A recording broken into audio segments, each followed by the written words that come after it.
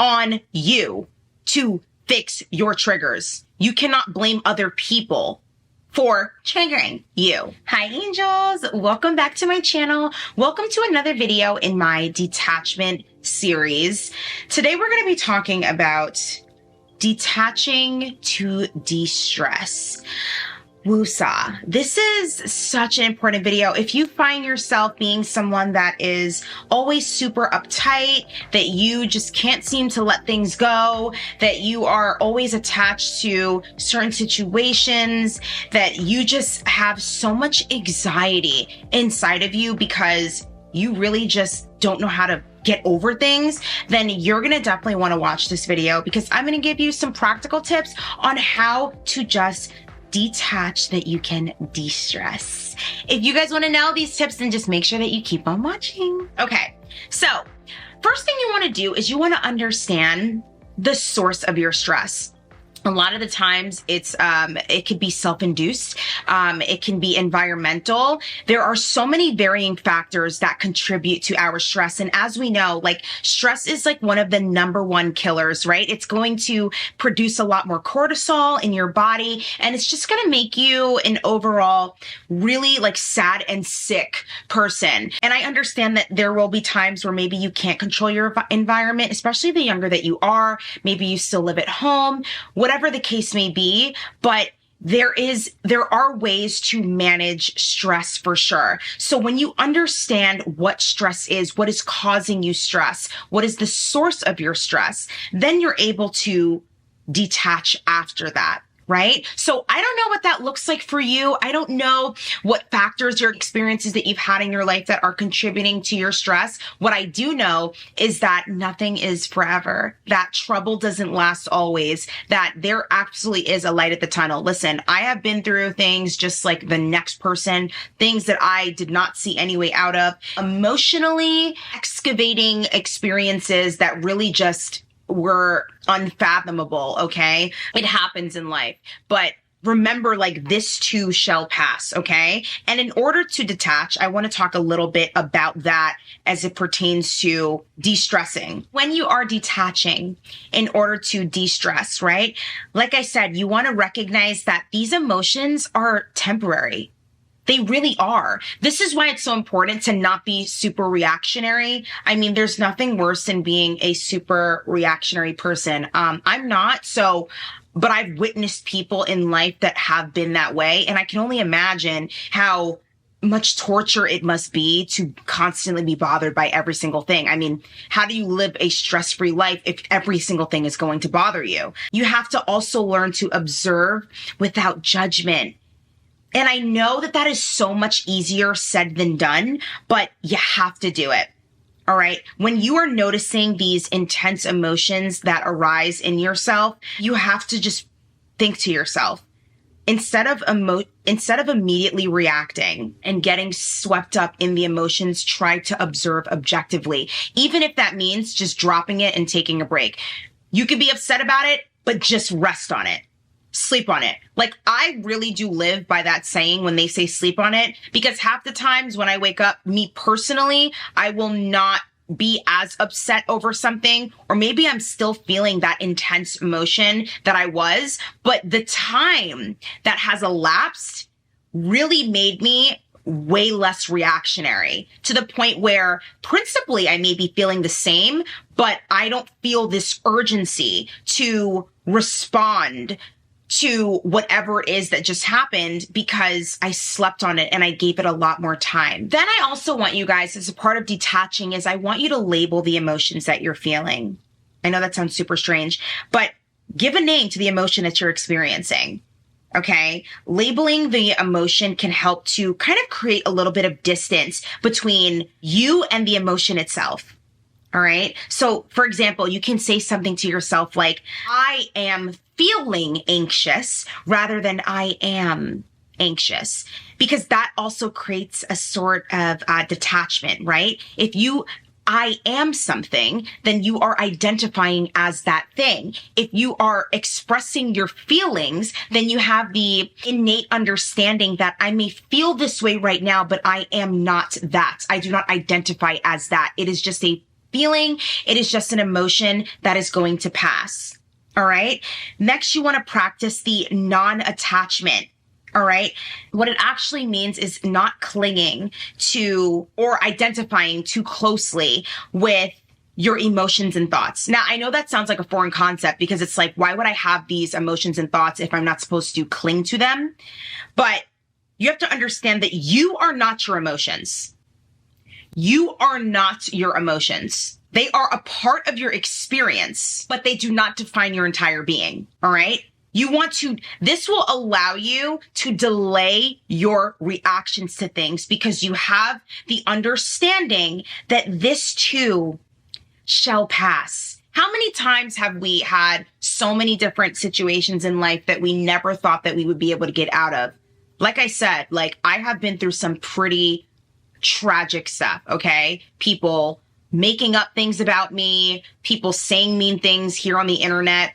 It happens. Like it comes with the territory. Even in my interpersonal relationships, I've experienced turmoil and things like that. You know why? Because it's called life. And you know what it's also called? It's called living.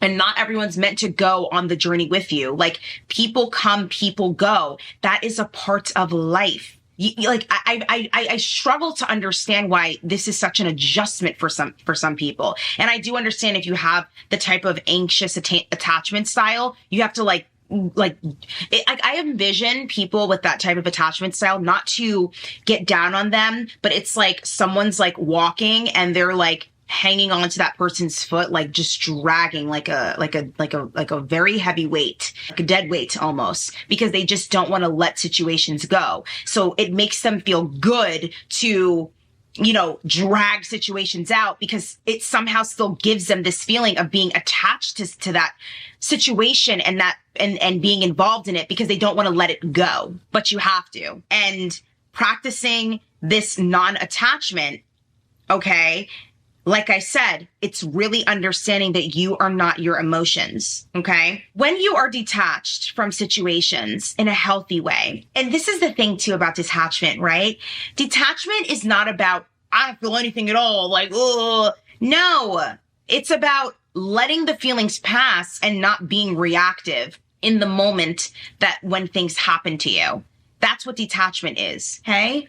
I feel this feeling, I'm gonna detach myself from reacting on whatever I just encountered. Because, what happens when you're at the zoo, right? Like, let's just say that you are in the jungle, okay? Animals, they do all types of crazy things, right? You go look at a monkey, he's gonna just be like scratching his butt in front of you, doing all these different things. We as human beings, we have something called choice power. Our brains work a little bit differently, which means that we should not be acting on every single thing that we see and feel instinctively because we have choice power, right? That's what separates us from the rest of the animals in the kingdom. That's what makes us arguably one of the most intelligent of our species, or in like the animal kingdom. Am I saying that correctly? Whatever. You're picking up what I'm laying down. So I say that to say, you don't need to act on, especially speak on every single thing that happens to you.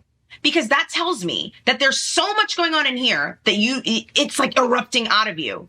You have to come from a place of peace because this will allow you to problem solve very effectively. All right. You can't problem solve if you're coming from a very chaotic mindset, which is why it's important to, like I said, delay your reaction to things. All right. Because now when you're problem solving, you have a more clear-headed and rational mindset. So you can focus on, finding the solutions rather than reacting just solely emotionally. And then also in detaching, before we move on to the other points, is I want you to practice compassion. Yeah.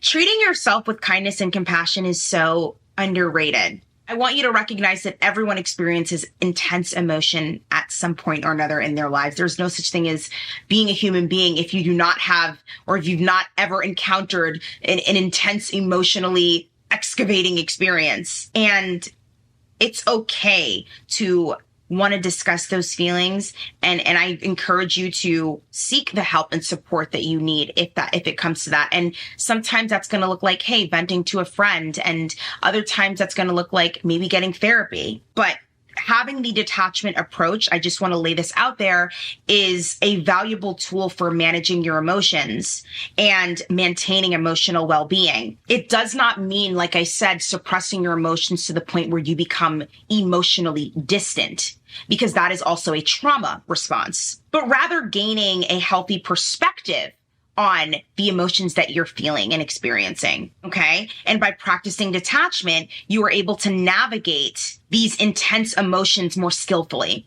all right? And make more constructive choices in response to challenging situations. So when it comes to de-stressing, because we just discussed the detachment part, identify what your triggers are, okay? All right? Whether they are external, whether they are internal, what are your triggers? We all have them. Okay. And on that note, I want to state that your triggers are yours. They are not other people's. They are not other people's responsibility. It's not on other people to tiptoe around what is triggering you. As harsh as that sounds, it is what it is, baby. It's not on everybody else. It is your responsibility to fix your triggers, okay? Emotional regulation. Detachment allows you to have that emotional regulation, all right? This is going to contribute to having success in detachment because it gives you the emotional regularity. Some people are so impulsive. It is truly scary. I don't know how people live healthy lives because I know they're not living healthy lives when they're constantly like, triggered. I'm triggered by everything. That triggered me. Like, it's, like I said, don't blame others for triggering you. People should not have to tiptoe around your feelings because you're going to get triggered. We've had enough. You fix your triggers.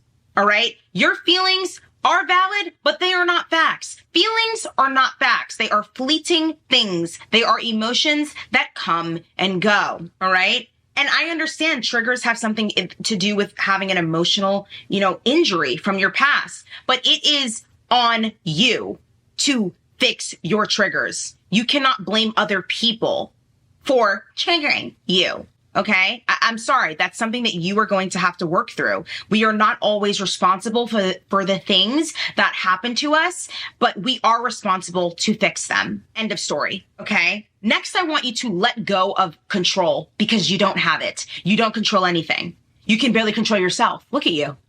You can barely control yourself. And yet here you are trying to control other people, trying to control other people's actions, their thoughts. Some people are just so manipulative that they have to manufacture every little thing to make things appear as though they are, well, precisely as though they are not. And I take issue with things like that. All right. Relinquish your control of thinking you're controlling everything because it's really a thought in your head, just like those emotions you're experiencing. They're just, they come and go. Okay. Accept what it is that you cannot change, which clearly isn't yourself yet, right? Like read. Yeah. It clearly isn't yourself yet. Because if this is something that you're struggling with, like, who are you to sit there and try and change someone else? Every time you try and change someone else, first consider how hard it is to change yourself. We don't care about all the things that you perpetually don't understand. We don't care about all the things that you would and wouldn't do in your life. We don't care. Nobody really cares. You need to focus on you. All right. That's why we're here, because we need to grow. All right. And hey, listen, if you have a friend that needs to see this, send this video to them. I'm going to tell them for you. You need to grow. It's time to get the Gerber plan and grow up. Okay. Harsh truth, but it is what it is. All right. Next, I want you to have, in order to de-stress, you need to have an attitude of gratitude. There's always something to be grateful for. Always something to be grateful for. Okay. And also forgiveness. Forgiveness is for yourself. It is not even for other people. Because, it's like that saying is so true. Hatred is like drinking poison and expecting the other person to feel the effects of it. When you are harboring so much resentment and ill will for other people, you're just stirring in your house, in complete and utter anger and feeling all these negative feelings, you're the only person that's going to be affected by that. Because at the end of the day, I've always said this in the past, you cannot force people into feeling the emotions that you feel. This is why getting your link back, all those different ridiculous sayings, which I totally hate that saying, by the way, but whatever, is so ridiculous because I don't believe in that. I don't believe in getting even with people. When I'm truly done with something, I'm the type of person, I completely disassociate myself. I'm not bothering you. I'm not checking up on you. I'm not secretly going to your Instagram to see what it is that you're doing. Like, that's just the type of person I am. And I understand it's a very difficult thing to do that because people are inherently curious. I'm a curious person. I just am not curious about people that I'm done with.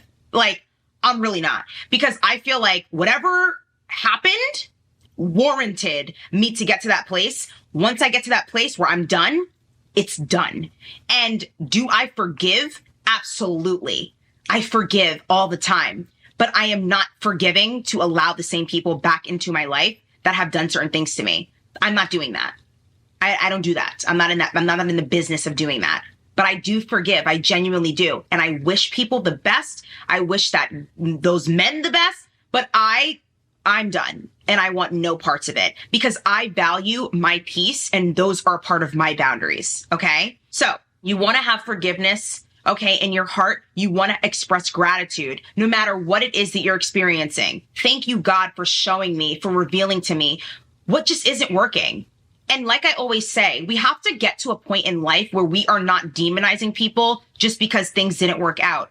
Is there ever a time in life where people are capable of just saying, hey, it sucks, but it didn't work out and it is what it is? But no, a lot of people in life, because I find it to be weak, they have to drag people through the mud. They have to demonize them to make themselves feel better about their decision. Because why? They secretly still do want to be involved with whoever it is that they, maybe that man that they feel like whatever didn't want to be with them. So they have to talk so much garbage about him to make themselves feel better about why things didn't work out the way that they would have wanted. Same thing with friendships. They have to drag someone's name through the mud to make themselves feel like they're the cool person. If you're really cool, then shut up. Cool girls shut up when they need to. They can discern when they should keep it cute and put it on mute. That's what they do. Anyways, I want you to also talk positively to yourself, all right? I love words of affirmation. I have this app on my phone, and anytime you use the statement, I am, you are taking on that identity. Anytime you say, I am something, you're taking on that identity. So who are you? What are you? Okay? I want you to remember that heal people heal people. Healed people heal people just like hurt people hurt people. Yeah. Okay. All right. Another way to de-stress, all right, is getting physical, moving your body. There's a science to this. Okay. We want to get those hormones and those endorphins going. Okay. I want to release some serotonin. I want to release some dopamine. Like, get your body moving. All right. And when it comes to meditation, I'm just going to say you need to pray. That's a lot of that is the missing factor in a lot of people's lives. A lot of people tend to throw around, I take this very seriously. I don't go around saying like, oh my God, like praying for you. Oh my God, praying for you. No, if I say I'm going to pray for you, I'm going to pray for you. In the mighty name of Jesus, I will be praying for you. I don't just throw that around. Prayers up. No, I take that very seriously. We as human beings don't understand the power of our words and how we tend to cast spells on people and things. And that's why it's so important to watch what you say. Okay. Like the scripture says, death and life are in the power of the tongue. Hello. Which is why it's so important to watch what you say. Okay. And the truth absolutely does hurt. The truth absolutely does hurt a lot of the times. And some people, hey, they're not willing to take a truth pill. They would rather stay stuck on stupid. That's on them. But back to what I was saying. You want to get your body moving to de-stress, to let go of. There is a science, like I said, behind working out and moving your body and getting rid of that stagnant energy. Okay? There is a spiritual freedom to praying and seeking God, Jesus Christ, for answers in whatever it is. We all know the fastest prayer known to man. I don't know what it is about that prayer. God, please show me anyone that is not meant to be in my life. Please remove them from my life. The next day, the next hour, the next second, Jesus is like, oh, so what? Like, I'm like, whoa, whoa, whoa, Lord, please let me down a little easy. You know what I mean? Like, I promise, like, things like this happen. It's just like, it's the fastest prayer known to man. So I want you guys to pray fervently. I want you guys to get your body moving, exercising. I mean, those two things alone are going to give you just a mind-blowing transformation. I promise you. Okay. And lastly, I want you guys to remember that your environment is everything. And I do understand that we cannot heal in the environment that made us sick. There are certain situations, friendships, relationships, toxic relationships that a lot of us need to learn to let go of. You need to learn how to cultivate an environment that fosters your relaxation and reduces your stress. And you're going to have to be proactive in doing so because it is not going to drop out of the sky, okay, and bless you with some instrumental healing music. Okay, you have to be proactive, all right, in really getting yourself to a level where you are de-stressing in your life, where you are mindful of who you're allowing in your life and in your surroundings, okay, so that you're not constantly living on edge. There's nothing worse than being around people that are just creating that, like, just icky, anxiety-ridden feeling in the pit of your stomach. I've experienced it where it's just like hanging around certain people and it's just like my stomach hurts because I feel like I can't be myself. Some people just won't allow you to just be yourself because they have such a strong, like, presence, a negative presence about them that it forces people to confine themselves to whatever the parameters are of that, individual. Set yourself free of that. You do have choice power. You need to get in the driver's seat. You need to make sure that you're living a stress-free life. We are not going to be here sitting here producing cortisol, storing excess fat into our bodies, okay, surrounding our organs, becoming unhealthy, getting all these dis-eases in our body, okay? It is so important to be healthy.